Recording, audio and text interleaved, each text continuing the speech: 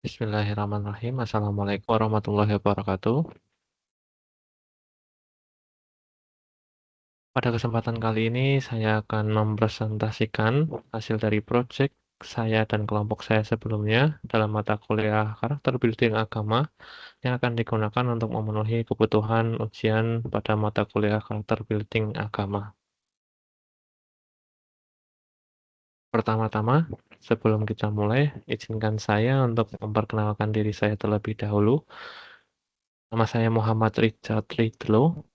Bisa dipanggil Richard, saya dari kelas CCCA untuk prodi atau jurusan Computer Science dan eh, dosen pengajar saya adalah Pak Andi Gunardi, SSMA. Masuk ke pembahasan yang pertama, latar belakang dari proyek yang kita bawakan atau penelitian yang kita lakukan adalah pada era modern saat ini, banyak pemuda yang menghadapi fase burnout atau menghadapi kecemasan dan kehilangan arah akibat tuntutan hidup dan perkembangan teknologi yang begitu cepat. Khususnya untuk pemuda kategori Gen Z. Dan meski banyaknya akses layanan psikologis yang tersedia, banyak yang mencari ketenangan melalui spiritualitas, komunitas, atau praktik-praktik sederhana. Upaya ini sejalan dengan SGD untuk poin 3 dan poin 16, serta penting untuk membangun ketahanan diri, makna hidup, dan kepedulian sosial. Selanjutnya, berikut adalah masalah-masalah yang kita angkat dari penelitian kita sebelumnya. Yang pertama adalah apa saja faktor utama penyebab kegelisahan batin yang dirasakan pemuda di era modern. Dan yang kedua, bagaimana cara-cara yang dilakukan pemuda untuk mencari dan membangun ketenangan jiwa. Yang ketiga, apa peran komunitas, budaya lokal, atau pendekatan spiritual dalam proses pencarian kedamaian batin.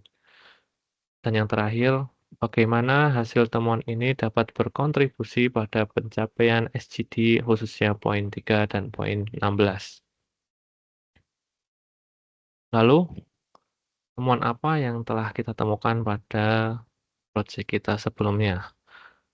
Temuan yang pertama yaitu lingkungan, kebiasaan, pengalaman, dan keyakinan spiritual dari masing-masing remaja sangat mempengaruhi ketenangan jiwa mereka. Seperti remaja yang berada di lingkungan kampus atau berada di lingkungan kerja memiliki ketidaksamaan dalam keyakinan atau apa yang mempengaruhi mereka akan ketenangan jiwanya masing-masing.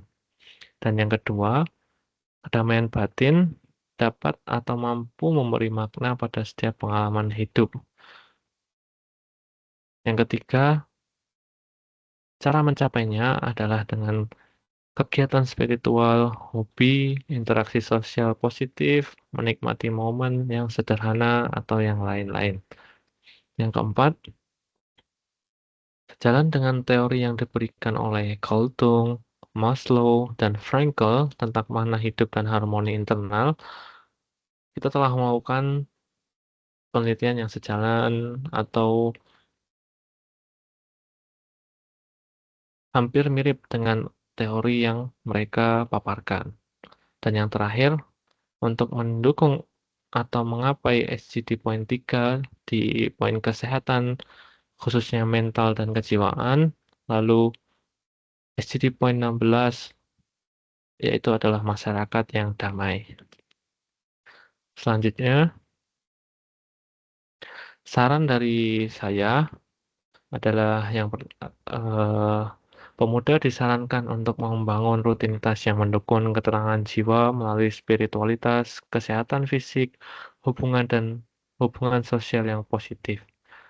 Seperti contoh, kita dapat lihat di era sekarang sudah banyak tren untuk olahraga, dan banyak sekali komunitas yang dapat menyalurkan energi-energi positif yang kita miliki.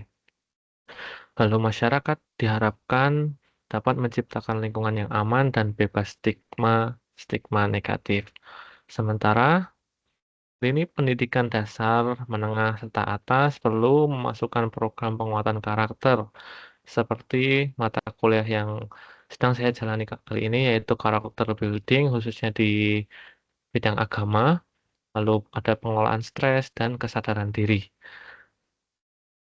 Yang terakhir, refleksi diri yang saya dapat dari mengerjakan tugas atau proyek karakter building agama kali ini, yaitu proyek ini memberi pengalaman berharga bagi saya dalam memahami cara atau POV dari generasi muda memaknai ketenangan jiwa yang dipengaruhi oleh lingkungan, kebiasaan, dan nilai pribadi. Selain memperluas wawasan emosional dan spiritual, proyek ini melatih kemampuan saya untuk berpikir kritis, bekerja sama tim, dan menghargai kebersamaan, serta menjadi refleksi penting untuk menjaga keseimbangan hidup secara mental, sosial, dan spiritual.